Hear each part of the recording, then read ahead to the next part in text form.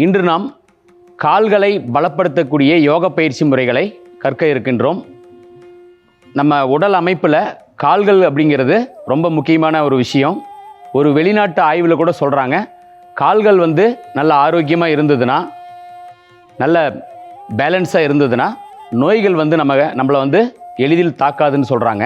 So இந்த கால்களை நம்ம பலமாக வச்சுக்கிறது ரொம்ப அவசியமாக இருக்குது.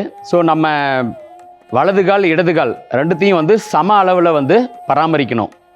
நம்ம ஒரு காலுக்கு மட்டும் அதிகமாக வெயிட்டேஜ் கொடுத்துட்டு இன்னொரு காலை சாதாரணமாக வச்சுக்கிட்டு இருந்தோம்னா ஒரு கால் பலவீனம் அடைஞ்சிரும். ஸோ அதை நம்ம பேலன்ஸ் பண்ணுறதுக்காகவும் இந்த கால்களை பலப்படுத்துவதற்காகவும் இப்போ நம்ம இந்த யோக பயிற்சிகளை கற்றுக்கொள்ள இருக்கிறோம். முதலாவது யோக பயிற்சி ஏகபாத ஆசனம். அதுலேயே விருச்சாசனம் அப்படிங்கிறத பண்ணுவோம்.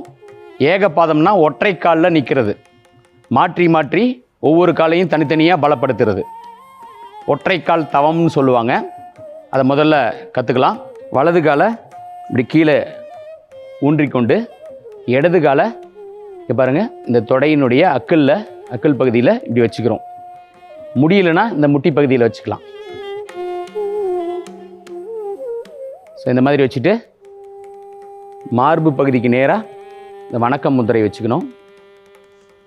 இது பேலன்ஸ் பண்ணி நிற்கணும். மூச்சு இழுத்துக்கிட்டே கைகளை மேலே உயர்த்தணும். மூச்சு விட்டுக்கிட்டு கைகளை டவுன் பண்ணணும். இதுலேயே விருச்சாசனம் எப்படி செய்கிறதுங்கிறத பார்க்கலாம். மூச்சு இழுத்துக்கிட்டே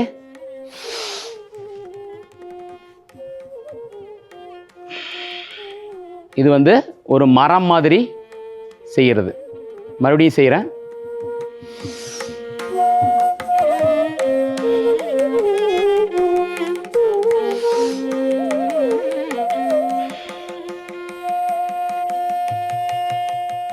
இது பார்த்திங்கன்னா ஒரு சில நொடிகள் கூட அது மாதிரி இருக்க முடியாது.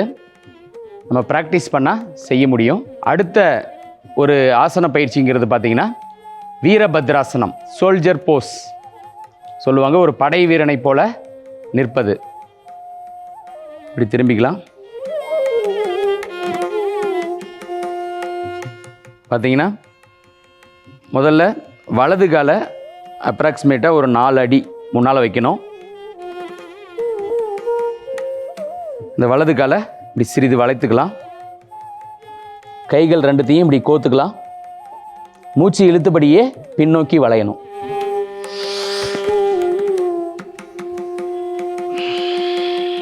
மூச்சு விட்டபடியே பழைய நிலைக்கு திரும்பணும். அடுத்தது லெஃப்ட்டு. லைட்டாக வளைச்சிக்கலாம்.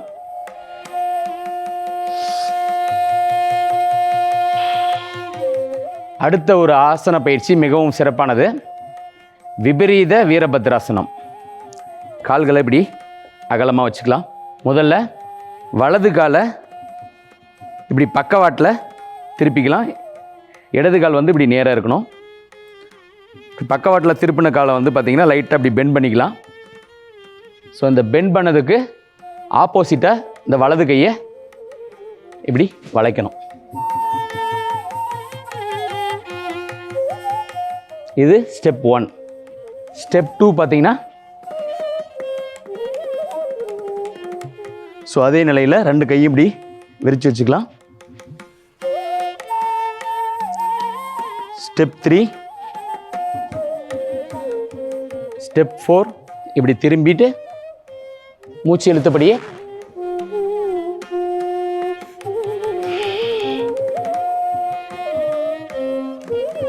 இப்போ இந்த காலை நேராக்கிட்டு இடது காலை பக்கவாட்டில் திருப்பி இதையே செய்கிறோம்.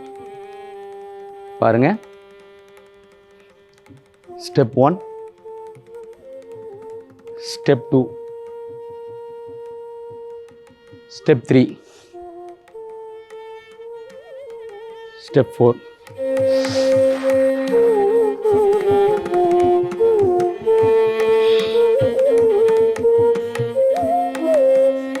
இதுதான் விபரீத வீரபத்ராசனம். அடுத்தது தாடாசனம் அப்படிங்கிறத கற்றுக்கலாம். நம்ம ஏற்கனவே கற்றுக்கிட்ட ஆசனம் தான். பனை மரம் போல நிற்பது.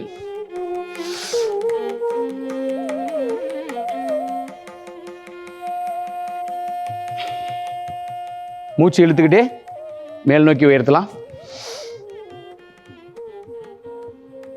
மூச்சு விட்டுக்கிட்டே பழைய நிலைக்கு திரும்பலாம்.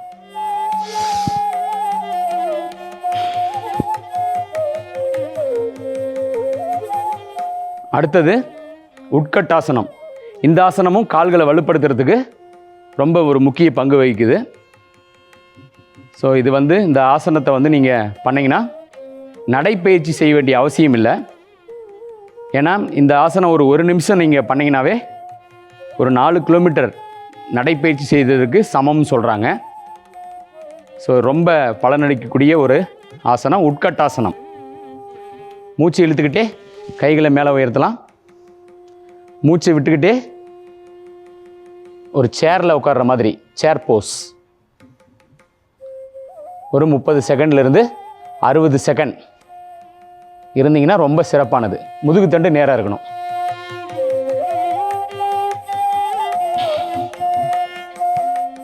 அமர்ந்த நிலையில் ஒரு முக்கியமான பயிற்சி செய்ய இருக்கிறோம். அது கால்களை வலுப்படுத்தும். பதங்காசனம் அப்படின்னு ஒரு சிறப்பான ஆசனத்தை செய்கிறதன் மூலமாக இந்த கால்கள் வலிமை அடையுது. கால்களை பாருங்கள், இந்த மாதிரி பொசிஷனில் வச்சுக்கிட்டு ஒரு பட்டர்ஃப்ளை பட்டாம்பூச்சி போல் நம்ம செய்கிறது. இந்த கால்களை ரெண்டுத்தையும் அசைக்கணும். கண்களை மூடி கால்களில் கவனம் செலுத்தி நம்ம இதை செய்யணும். மனசு ரொம்ப லேசாகும். ஒரு பட்டாம்பூச்சி போல் செய்யணும்.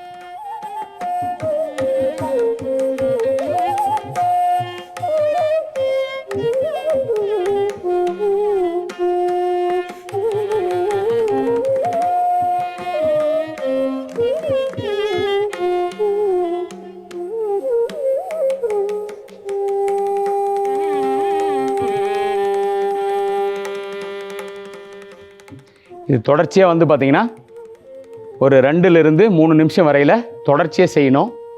செய்த ஒரு சிறப்பான பலன் கிடைக்கும். இதுதான் கால்களை பலப்படுத்தக்கூடிய சிறப்பான யோக பயிற்சிகள். அடுத்த யோக நிகழ்ச்சியில் இன்னும் ஒரு சிறப்பான யோக பயிற்சி முறையை கற்றுக்கலாம். நன்றி, வணக்கம்.